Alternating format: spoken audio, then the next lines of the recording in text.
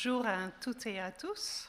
Nous commençons avec une chanson que les enfants connaissent bien. Il n'y a pas tant d'enfants que ça, je vois. Ma petite lumière.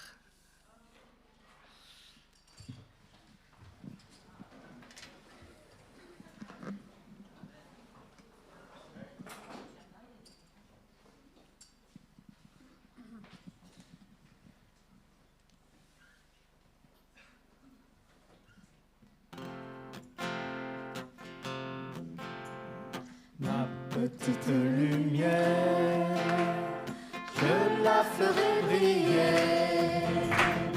Ma petite lumière, je la ferai briller. Ma petite lumière, je la ferai briller. Chaque jour, chaque jour, chaque jour et de toute manière. Je ferai briller ma petite lumière, ma petite lumière, je la ferai briller, ma petite lumière, je la ferai briller, ma petite lumière, je la ferai briller, chaque jour,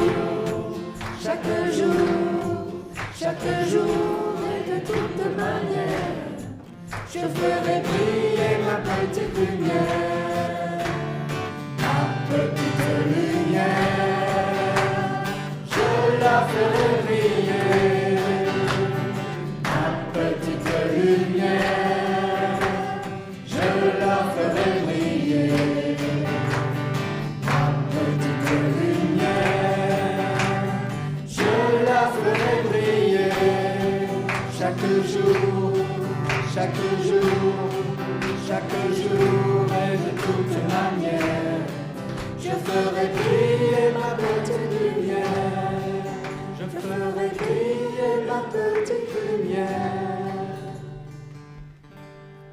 Vous pouvez prendre place. On va regarder ensemble une petite vidéo qui est inspirée par le psaume 8.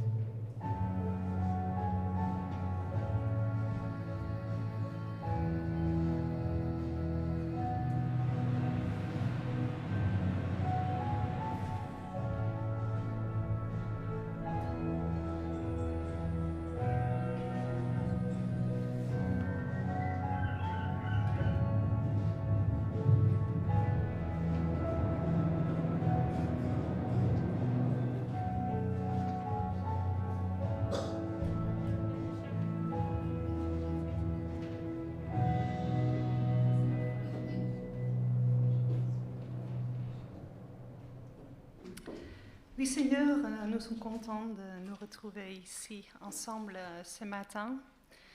Nous prions pour ce moment, Seigneur, que tu parles à nos cœurs, que nous puissions te voir, être encouragés. Esprit, que tu nous inspires pour te louer. Merci pour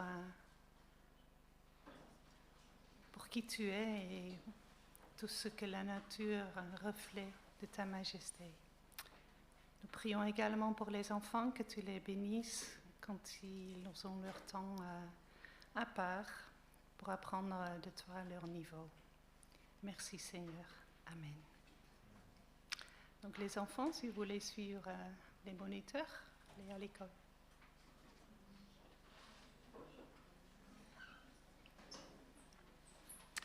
Et nous allons lire également le psaume 8.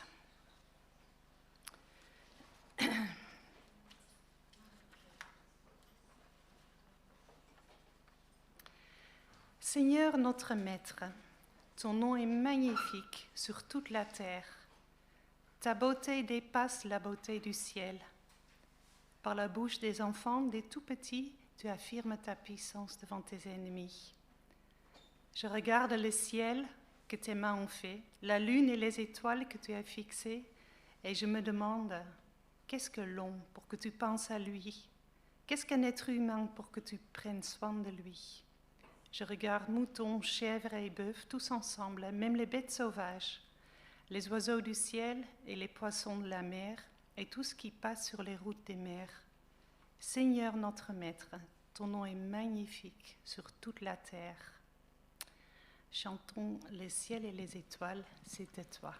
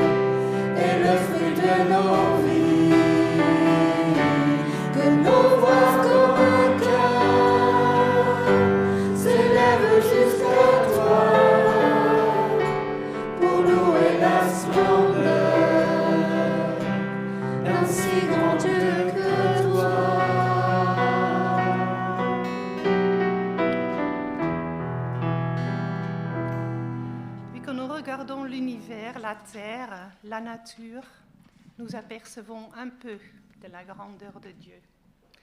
Nous chantons infiniment grand.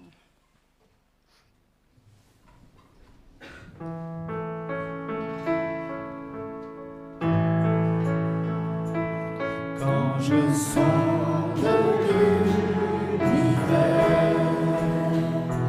les astres que tu as créés, les océans, les mers, tout me révèle ta majesté. Alors mon âme peut s'écrier. De tout mon cœur, je veux chanter. Oh Dieu, tu es infiniment grand, éternel puissant, roi majestueux. Oh Dieu, tu es infiniment grand, éternel puissant, roi majestueux.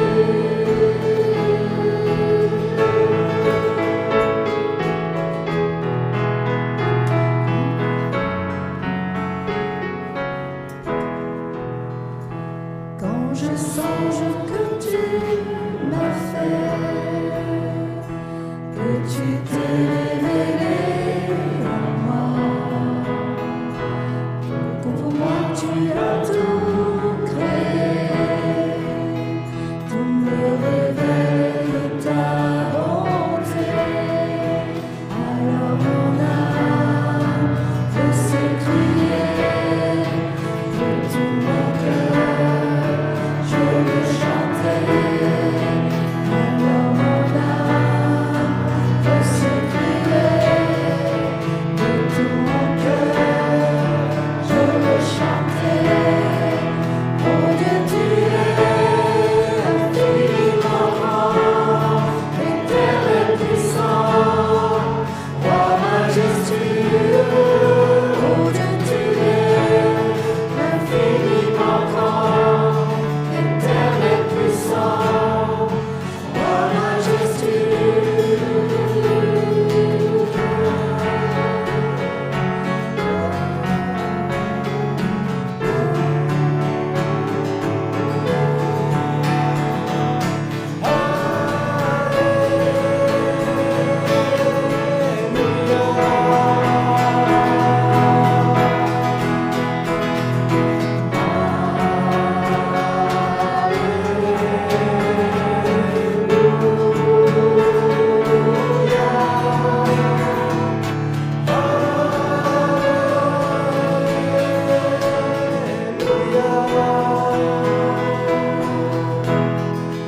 Oh Dieu, tu es infiniment grand, éternel puissant, roi majestueux.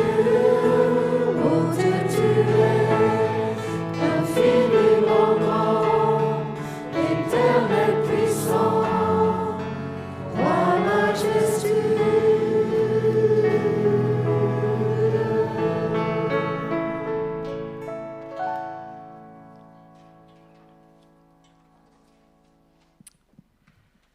Et c'est Dieu qui a orchestré l'univers. Pense à nous.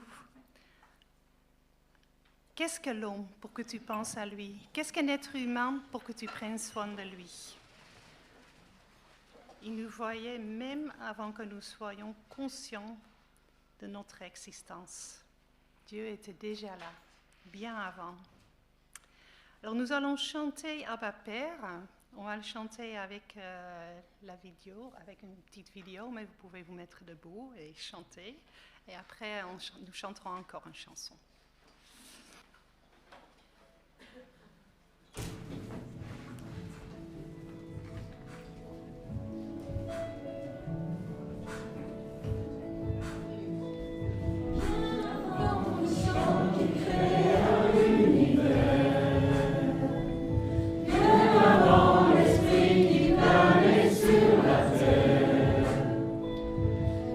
Avant que tu me formes de la poussière,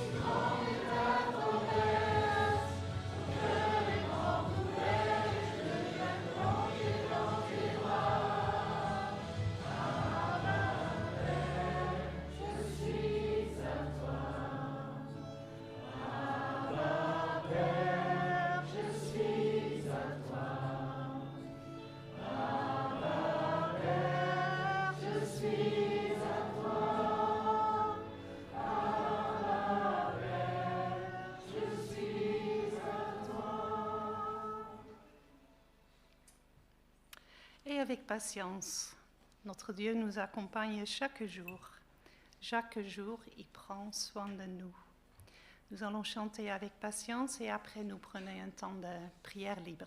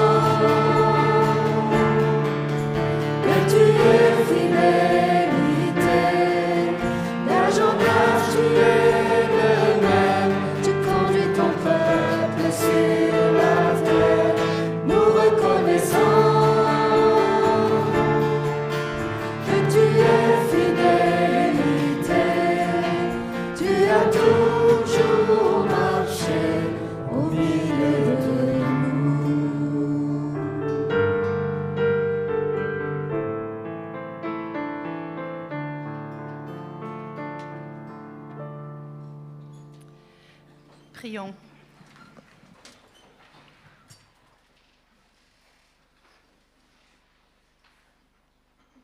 Oui, Seigneur, nous sommes tellement reconnaissants pour ta fidélité.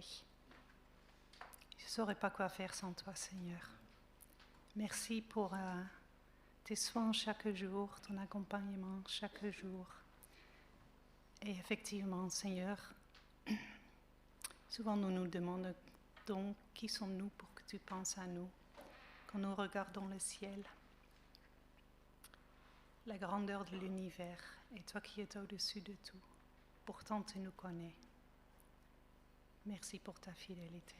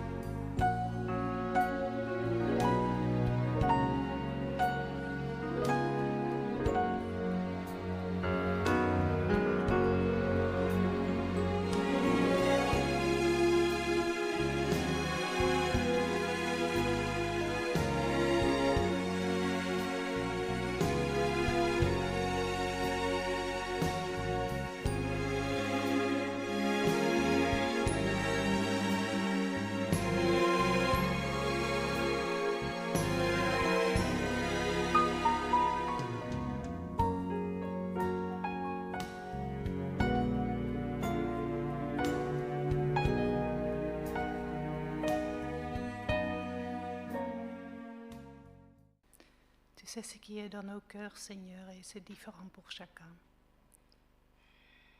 Et pourtant, Seigneur, nous avons confiance en toi. Nous savons que tu veux t'adresser à chacun de nous aussi ce matin. Nous prions que tu bénisses Pascal et chacun de nous pour que nous puissions entendre ta voix au travers du message qu'il va apporter. Merci Seigneur. Amen. Je laisse la place à Pascal.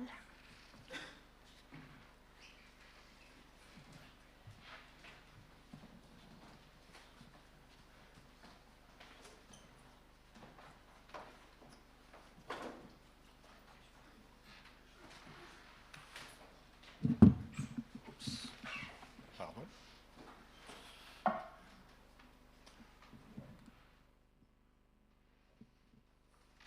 Bonjour à tous.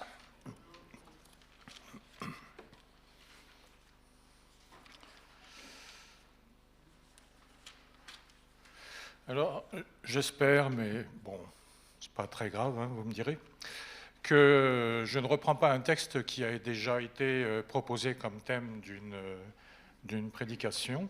C'est le psaume 73, et je me demandais s'il n'y en a pas un d'entre vous qui était parti sur ce texte-là une fois. Joël, non? Bon, voilà. En tout cas, aujourd'hui, vous l'entendrez. Alors, avant de commencer notre lecture, il est essentiel de saisir la nature des psaumes, justement parce que je vais en lire un. Les psaumes sont avant tout des poèmes. La poésie, vous savez, c'est un moyen puissant pour exprimer des émotions, des sentiments profonds. Les mots utilisés ne sont pas toujours précis ou littéraux. Il est important de ne pas les interpréter d'une manière qui soit trop rigide. Donc leur objectif principal, c'est d'éveiller des émotions intenses, de les révéler, de les présenter à ceux qui lisent ces paroles et de les présenter à Dieu même.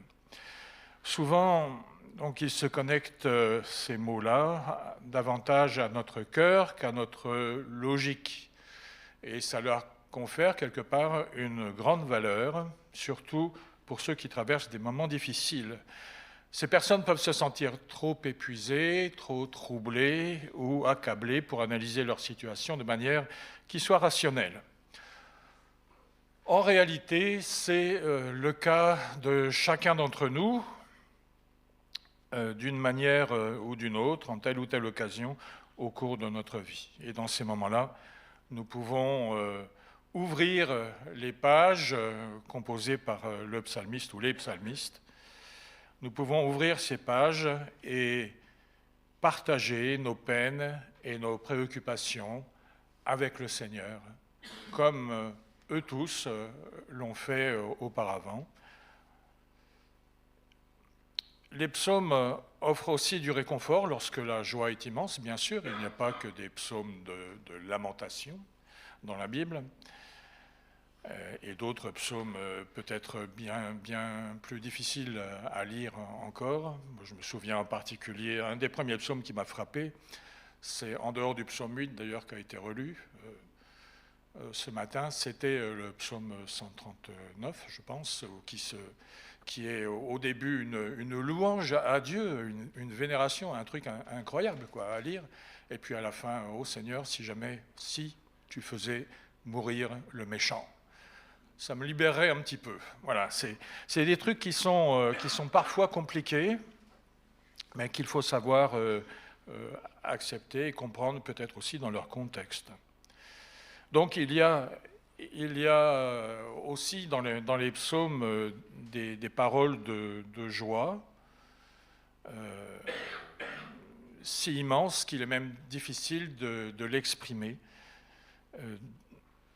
avec des mots. Et c'est pourquoi dans ces moments de grande réjouissance, le psalmiste appelle les montagnes et les arbres et tout ce qui vit à chanter leur louange aux côtés des siennes. Alors aujourd'hui, ça ne sera pas un psaume de joie, vous allez vite le comprendre.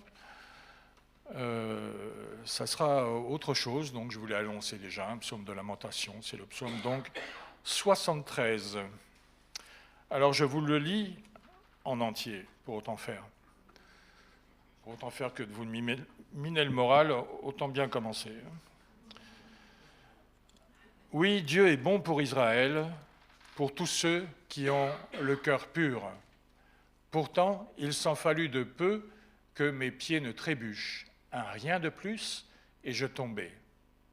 J'étais jaloux des arrogants en voyant la tranquillité des gens méchants, car ils sont exempts de tourments jusqu'à leur mort et ont de l'embonpoint. Ils passent à côté des peines qui sont le lot commun des hommes. Ils ne subissent pas les maux qui frappent les humains. Aussi s'ornent-ils d'arrogance comme on porte un collier. Ils s'enveloppent de violence comme d'un vêtement. Leurs yeux sont pétillants dans leur visage plein de graisse. Les mauvais désirs de leur cœur débordent sans mesure. Ils sont moqueurs. Ils parlent méchamment et sur un ton hautain menacent d'opprimer. Leur bouche s'en prend au ciel même. Leur langue sévit sur la terre. Aussi le peuple les suit-il, buvant à longs traits leurs paroles, tout en disant « Dieu, que sait-il? Celui qui est là-haut, connaît-il quelque chose ?» Voilà comment sont les méchants. Toujours tranquilles, ils accumulent les richesses. Alors, c'est donc en vain que je suis resté pur au fond de moi, que j'ai lavé mes mains pour les conserver innocentes. Tous les jours, je subis des coups. Je suis châtié chaque matin. Si je disais « parlons comme eux », alors je trahirais tes fils. Je me suis mis à réfléchir pour tenter de comprendre. Cela était pour moi un sujet de tourment, jusqu'à ce que je me rende au sanctuaire de Dieu. Alors j'ai réfléchi au sort qui les attend, car en fait, tu les mets sur un terrain glissant. Tu les entraînes vers la ruine. Comme soudain les voilà dévastés. Ils sont détruits et emportés par l'épouvante. Comme les images du rêve s'évanouissant au réveil, Seigneur, quand tu interviendras, tu feras Dieu bien peu de cas. Oui, quand j'avais le cœur amer et que je me tourmentais intérieurement, j'étais un sot, un ignorant. Je me comportais avec toi comme une bête, mais je suis toujours avec toi, et tu m'as saisi la main droite. Par ton conseil, tu me conduis, puis tu me prendras dans la gloire. Qui ai-je au ciel si ce n'est toi? Et que désirer d'autre sur cette terre, car je suis avec toi? Mon corps peut s'épuiser et mon cœur défaillir.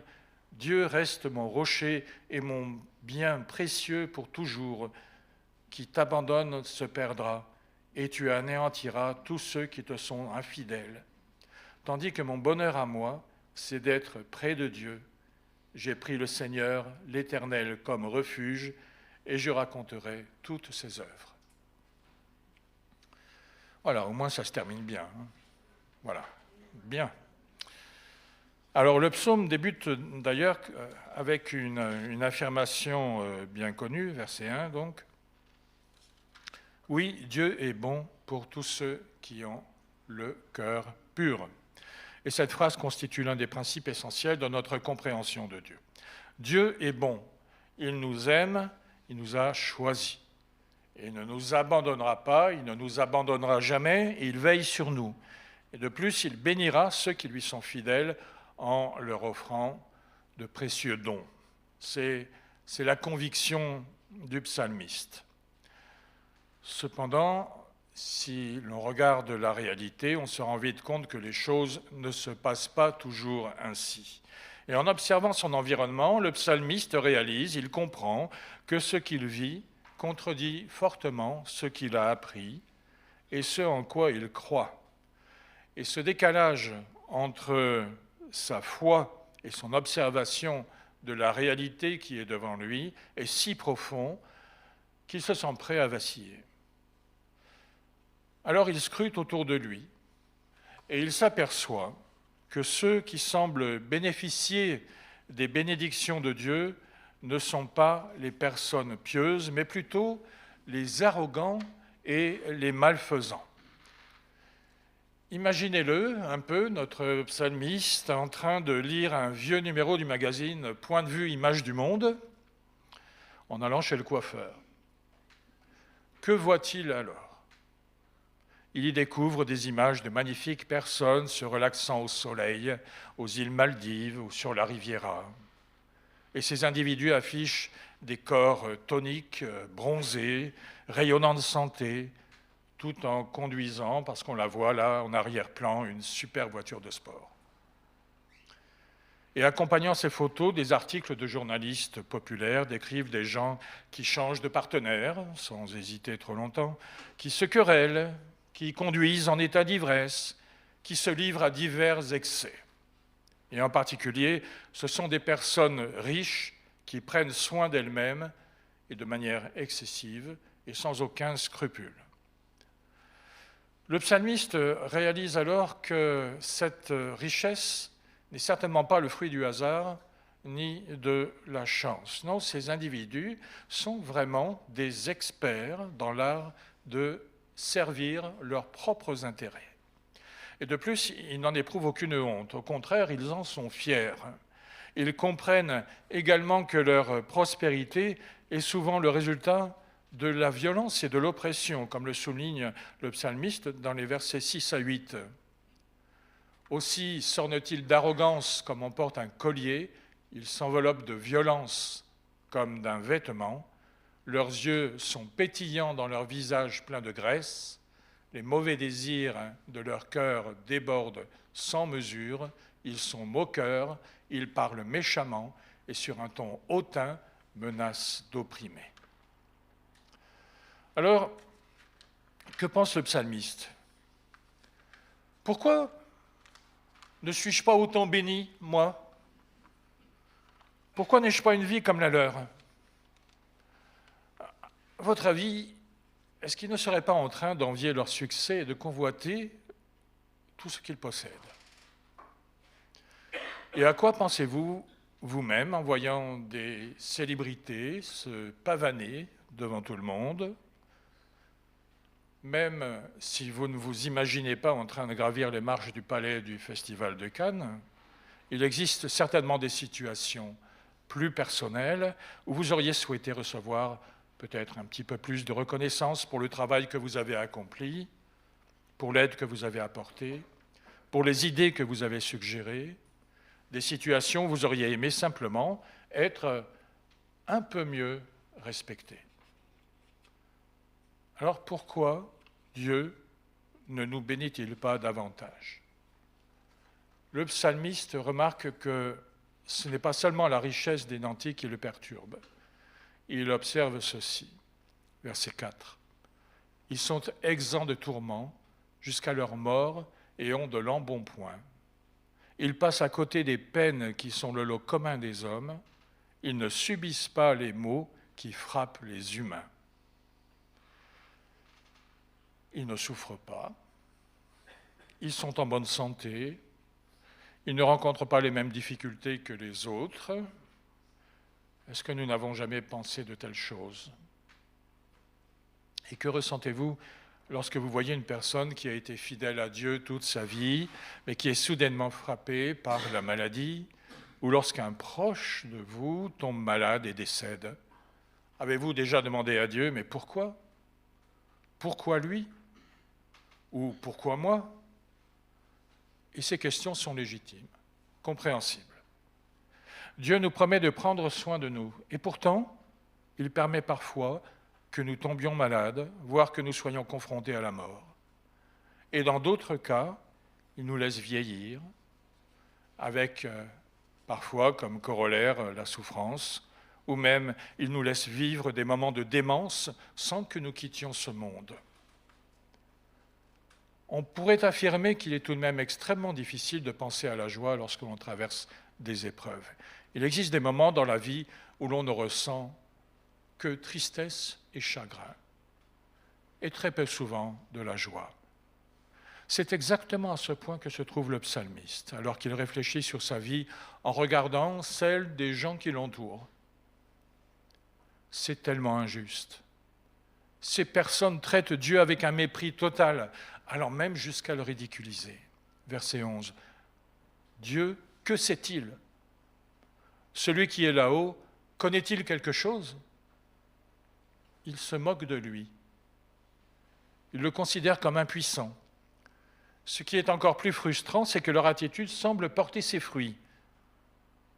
Et que dire des justes? Le psalmiste se questionne.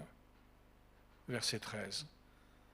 C'est donc en vain que je suis resté pur au fond de moi, que j'ai lavé mes mains pour les conserver innocentes. Tous les jours, je subis des coups, je suis châtié chaque matin. Il se demande quel est le sens de tout cela. Est-il insensé de garder la foi en Dieu alors qu'il ne vit que la souffrance? Où donc se trouve sa récompense? À lui, le juste, celui qui s'est gardé pur devant Dieu. Ou peut-être que le problème réside dans le fait que cette religion est démodée, inadaptée à notre monde moderne aussi. Est-ce que le pragmatisme dans la vie et l'égoïsme ne valent pas mieux que la fidélité à Dieu? Le psalmiste devrait-il abandonner toute morale pour s'aligner sur les vainqueurs, sur ceux qui sont bénis? Devrions-nous faire la même chose? Abandonner aussi? Peut-être avez-vous ressenti cette tentation à un moment ou à un autre. La vie semblerait tellement plus simple si l'on pouvait ignorer Dieu. On pourrait profiter d'une grasse matinée le dimanche, on pourrait passer ce temps à lire le journal au Columbus, au Tortoni, en plaisantant avec le patron, au café Le Riche, tiens, à Bergerac, quel beau nom. Tout comme tant d'autres le font alors que nous sommes ici. Et le lundi, on pourrait se lancer dans des manigances, on pourrait mentir, on pourrait manipuler pour devenir riche soi-même. Mais attendez une seconde, quel effet cela aurait-il sur nous? À ce stade, le psalmiste fait une pause. Il réfléchit plus profondément à sa vie. Et il se demande ceci, verset 15. Si je disais « parlons comme eux », alors je trahirais tes fils. Et voilà le cœur de son problème, de son dilemme, qui est également le nôtre. Faut-il abandonner la communauté de foi et suivre la majorité impie, mais prospère, ou bien faut-il rester fidèle au peuple de Dieu? Il comprend que faire partie de cette communauté a une valeur inestimable, une valeur qui surpasse la réussite des méchants. Et en réalité, c'est au moment où il retourne au sein de la communauté des croyants qu'il commence à saisir la véritable situation. Et il déclare « Je me suis mis à réfléchir pour tenter de comprendre ». Ce n'est pas une mauvaise chose. Cela a été pour moi un sujet de tourment jusqu'à ce que je me rende au sanctuaire de Dieu. Alors j'ai réfléchi au sort qui les attend. C'est dans la maison de Dieu que son désarroi commence à s'apaiser, laissant place à une nouvelle compréhension et à une perspective renouvelée. Qu'est-ce qui, dans le sanctuaire de Dieu, lui permet de retrouver le fil normal de ses pensées? Est-ce que c'est la prise de conscience de la présence de Dieu en ce lieu, ce sentiment que Dieu est là, juste de l'autre côté du voile, en fait, présent, mais inaccessible du fait de sa sainteté? Est-ce un rappel de la justice divine qui ne peut tolérer la présence du mal et qui agit pour éradiquer le mal en fin de compte? Le mal fait-il partie intégrante du plan de Dieu? Se recueillir en présence de Dieu nous aide souvent à nous réaligner avec la réalité du monde. Cela signifie percevoir la réalité telle qu'elle est, plutôt que comme notre faiblesse pourrait l'interpréter. Et ce recueillement ne révèle rien de nouveau, en fait, mais il renforce ce que nous savons déjà au sujet de Dieu et de notre place dans son univers. Et donc, se tenant dans le sanctuaire, le psalmiste comprend soudain à quel point son approche envieuse et revendicatrice était pourvue d'espoir. Il voudrait bien, peut-être, être comme les autres, voilà, ceux qui sont riches, qui sont célèbres, peut-être, il convoite un profit immédiat qui finira par avoir des conséquences désastreuses à long terme. Il a commencé à emprunter une route glissante dans son attitude qui le conduira inévitablement à la ruine si jamais il va jusqu'au bout. Sa chute sera brutale. Ce qu'il désirait donc chez ces personnes en voyant leur richesse, en voyant leur renommée, lui semble désormais comme un rêve ou même un cauchemar qui doit disparaître au réveil. Il prend enfin conscience de la réalité de la vie sur cette terre et de la direction que ses aspirations lui ont fait prendre. Mauvaise direction. Et d'ailleurs, il déclare « J'étais un sot, un ignorant. Je me comportais avec toi comme une bête. » Cela signifie qu'il agissait comme un être indiscipliné, s'opposant à Dieu, à ses desseins, à sa volonté, comme s'il avait une meilleure compréhension de ce qui était bon pour lui que Dieu lui-même. Et cependant, sa présence dans le sanctuaire lui offre une nouvelle perspective. Il finit par confesser « Je suis toujours avec toi et tu m'as saisi la main droite. » Entrer dans le sanctuaire rappelle aux fidèles deux vérités essentielles. D'abord, cela leur signale que Dieu est le Seigneur des Seigneurs et le Roi des Rois, totalement inaccessible, caché derrière un voile que seul le grand prêtre pouvait franchir, et encore une fois par an. Et pourtant, Dieu est présent au milieu d'eux. Bien qu'inaccessible dans sa lumière, il s'est rapproché, il les a choisis comme son peuple. Il les a pris par la main droite, il les a conduits jusque-là. Cette réalité est encore plus manifeste pour nous aujourd'hui, bien sûr. Dieu n'est pas simplement venu parmi nous, il s'est incarné en tant qu'être humain, en chair et en os. Que découvrons-nous lorsque nous nous rassemblons pour l'adorer, et plus particulièrement lors de la Sainte Seine ? Nous nous rappelons que Dieu nous aime tellement qu'il a pris forme humaine pour se donner lui-même pour nous. Jésus a souffert à nos côtés, il a fait face aux mêmes tentations que nous. Il sait ce que c'est que de vivre dans un monde de souffrance et d'épreuves, parce qu'il a vécu parmi nous. Il a souffert et il est mort aux mains d'hommes mal intentionnés.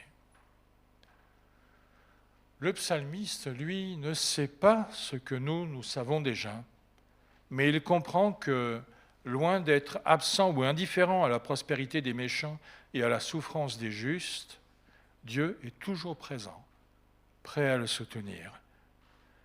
Et cette fois, cependant, ce « avec toi » ne provient pas du psalmiste, mais de Dieu lui-même. C'est son initiative depuis le commencement. Contrairement aux méchants qui tournent le dos à Dieu, les justes reçoivent la présence divine comme un don précieux. C'est un cadeau inestimable.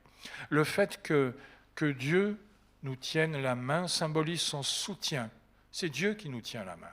C'est lui qui est là à l'origine.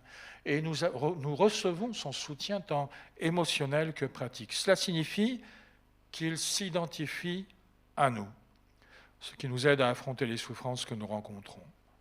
Il nous guide à travers ses conseils. Il nous promet de nous accueillir au ciel lorsque notre vie sur terre prendra fin. Cela signifie-t-il que d'ici là, nous serons toujours heureux ? Que rien ne pourra jamais mal tourner dans nos vies ? Évidemment, non. Et les expériences sont nombreuses. Nous sommes tout aussi exposés à la souffrance et aux pertes dans ce monde que n'importe qui d'autre. En réalité, nous avons même moins de chances de réussir dans le monde où les circonstances semblent plutôt favoriser les méchants et les injustes. Mais que devons-nous faire si nous faisons face à cette réalité ? Quel chemin devrions-nous choisir ? La conclusion du psalmiste se présente sous la forme d'une question, heureusement suivie d'une réponse. « Qui ai-je au ciel, si ce n'est toi ? Et que désirer d'autre sur cette terre, car je suis avec toi. » En comparaison avec la présence de Dieu, les récompenses terrestres semblent bien dérisoires. À un moment donné du ministère de Jésus, certains de ses disciples commencèrent à s'éloigner en raison de la difficulté de son enseignement.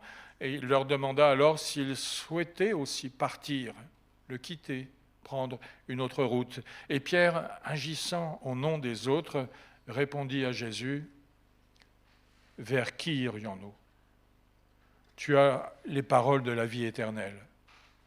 Nous avons mis toute notre confiance en toi et nous savons que tu es le Saint envoyé de Dieu. » Et tout comme le psalmiste, nous faisons face à un choix crucial. Devons-nous nous laisser emporter par la quête de réussite ou rester fidèles à Jésus-Christ, celui qui détient les paroles de la vie éternelle?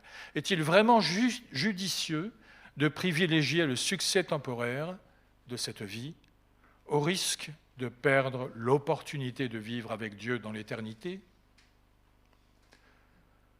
Le psalmiste termine par une proclamation de confiance en Dieu. Verset 26 donc. « Mon corps peut s'épuiser et mon cœur défaillir. Dieu reste mon rocher et mon bien précieux pour toujours. » Il est important de noter qu'il y a vraiment, dans cette conclusion en particulier, aucune trace de triomphe de la part du psalmiste. Il lutte encore, il affronte des défis. Son corps, son cœur peuvent le trahir. Il exprime sa détresse devant Dieu et devant nous maintenant. Sa souffrance est insupportable et pourtant, il sait que Dieu est à ses côtés, le soutenant, lui offrant la sécurité éternelle, ce qui lui procure le réconfort nécessaire pour avancer encore. Et c'est un point crucial à garder à l'esprit. Pour certaines souffrances, aucun réconfort ne suffira jamais à atténuer la douleur. Certaines personnes bienveillantes à votre endroit, bien sûr, viendront vers vous et essaieront de vous réconforter dans ce que vous connaissez et qui vous mine. Certaines personnes éprouvent des souffrances, malgré tout, pendant des années, face à des situations auxquelles ils ne trouvent aucune solution, mais ils continuent à vivre, sans rien dire, sans rien révéler. Si vous êtes dans cette situation, si vous avez une souffrance que vous n'avez pas pu confier, qui n'a pas trouvé de solution et peut-être n'en trouvera aucune, eh bien je prie pour vous même sans vous connaître. Si quelqu'un se présente devant votre tristesse, voulant peut-être votre bonheur, voulant que vous exprimiez la joie devant le Seigneur, si quelqu'un se présente devant vous, devant cette tristesse qui est la vôtre, et vous accuse subtilement de vous complaire dans votre douleur ou de ne pas prier suffisamment, éloignez-vous de cette personne. Ce dont vous avez besoin, ce n'est pas d'entendre des paroles qui aggravent votre tristesse, mais de trouver un réconfort assez fort pour persister dans la vie. Et ce réconfort-là, c'est le Seigneur qui vous l'apportera. Voilà comment le psalmiste conclut donc. Il serait bon d'en prendre acte aujourd'hui, sinon au plus tôt. Et ses dernières paroles sont celles-ci. Tandis que mon bonheur à moi, c'est d'être plus près de Dieu. J'ai pris le Seigneur, l'Éternel, comme refuge, et je raconterai toutes ses œuvres. Ces paroles s'adressent à chacun de nous, aux affligés et à tous les autres. Alors que Dieu soit votre refuge et votre consolateur dans les moments difficiles, en attendant le retour de Jésus, en attendant de connaître les bénédictions pour l'éternité. Amen. Nous prions le Seigneur.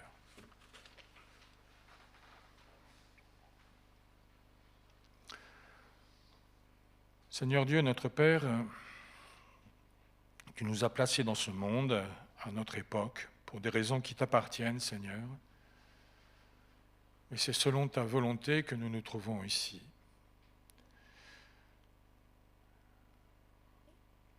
C'est par ta grâce que nous avons aussi tous ces écrits de nos prédécesseurs, de tous ceux qui ont placé avant nous, bien avant nous, leur foi en toi, et qui ont su s'adresser à toi et s'appuyer sur toi pour vivre leur vie. Et bien sûr, nous pouvons constater, chez nombre d'entre eux, qu'ils ont connu des difficultés, les vicissitudes de la vie, pourrions dire, et qu'ils se sont demandé pourquoi cela les atteignait. Quelques-uns, oui, se sont rebellés contre toi, et puis sont revenus par ta grâce, parce que tu les as relevés. Et nous voulons nous appuyer, Seigneur, sur ces écrits pour continuer à avancer nous-mêmes dans la vie. Et lorsque nous constatons tout ce qui se passe autour de nous, plus ou moins loin, qui nous touche, plus ou moins particulièrement, précisément, lorsque nous constatons que le monde est mauvais, pour faire un raccourci, disons, eh bien, nous nous tournons vers toi. Nous ne comprenons pas tout ce qui se passe sur cette terre. Et souvent, nous ne pouvons pas agir bien loin. Mais nous savons, Seigneur, au-delà de toute chose, que toi, tu es un Dieu qui est bon et que tu restes près de nous. Alors tu nous proposes d'être, Seigneur, notre refuge, refuge éternel, et nous voulons, Seigneur, te prendre au mot. Tu es notre refuge, Seigneur. En toi, Seigneur, nous nous réfugions. Et nous pouvons raconter toutes tes œuvres parce que nous savons ta fidélité. Nous savons que tu es avec nous, que tu nous accompagnes. Et nous savons aussi que tu as un projet éternel pour tous ceux qui ont placé leur foi en toi. C'est un projet d'éternité que tu as placé dans notre cœur depuis bien longtemps et qui arrivera, oui, Seigneur, selon ta promesse. En attendant ce jour, nous sommes là, sur la terre, et nous connaissons des situations plus ou moins compliquées. Et je veux te prier en particulier pour tous ceux qui souffrent. Et pour tous ceux qui souffrent et ne peuvent pas le dire pour quelque raison que ce soit. Et je te prie pour qu'ils trouvent leur consolation en toi.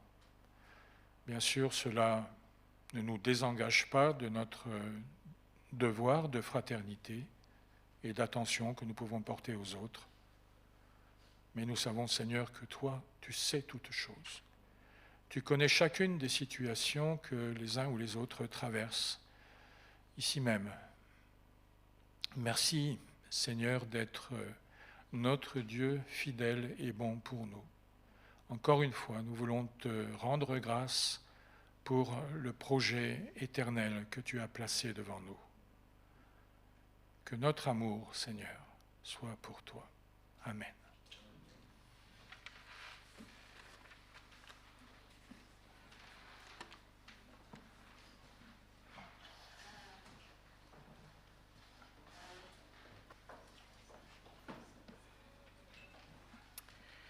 Merci beaucoup Pascal pour ces paroles encourageantes. Donc, Pascal a déjà prié pour nous. Pensons également pendant la semaine à prier les uns pour les autres. Il y a des situations qui sont connues, d'autres peut-être pas. Pensons à prier les uns pour les autres. C'est le moment des annonces. Voilà, donc à partir du 30 novembre, il y aura un stand librairie biblique avec un dépôt de vente avec des livres qu'on pourrait donner cadeau à Noël. C'est un peu l'idée, n'est-ce pas? OK. Le 6 décembre à 20h, un concert avec O Blues. 7 décembre à 14h, club de Noël pour les enfants. Tu veux en dire quelques mots, Cécile? Voilà, donc le dimanche 7, ce sera l'occasion de parler des œuvres de Dieu aux enfants, avec une après-midi festif, avec des chants, des jeux, un goûter, et bien sûr l'annonce de la bonne nouvelle de Noël. Et pour cela, l'équipe des moniteurs d'école du dimanche, on a besoin de petites mains pour faire des gâteaux. Les jeunes, s'ils veulent nous faire chanter aussi, une personne de l'équipe technique, et puis les personnes qui veulent bien donner un coup de main cet après-midi-là, pour servir au goûter, pour un peu de déco et tout ça, seront les bienvenus. Et puis surtout, c'est l'occasion pour chacun de nous d'inviter peut-être vos petits-enfants, peut-être un enfant que vous avez dans votre quartier ou dans votre entourage que vous connaissez, pour l'inviter à entendre l'évangile de Noël. Voilà. Ce n'est pas uniquement réservé aux enfants de l'Église, c'est vraiment pour nous tous. Si vous avez dans votre entourage des enfants que vous connaissez, dans votre quartier, dans votre famille et tout, c'est l'occasion de venir passer un après-midi tous ensemble. C'est juste que c'est de 14h30 à 17h30. Et vous avez dans l'entrée des petits cartons d'invitation que vous pouvez prendre et distribuer aux personnes que le Seigneur vous mettra à cœur.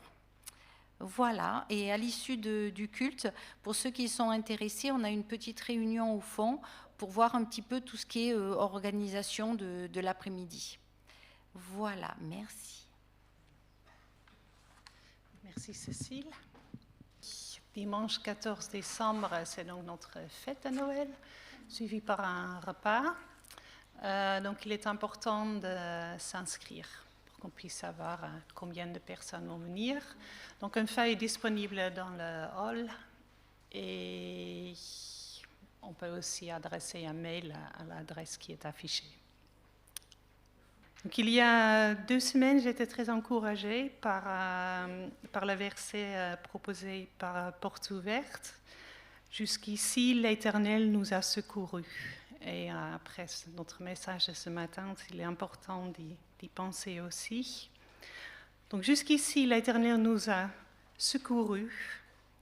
Et pour cette semaine également, attendons tout de notre Dieu qui a orchestré l'univers et qui fait également attention aux moindres détails dans nos vies. Merci beaucoup les musiciens, merci beaucoup les techniciens, merci à tout le monde qui a contribué et merci pour votre présence. Bonne semaine à tous.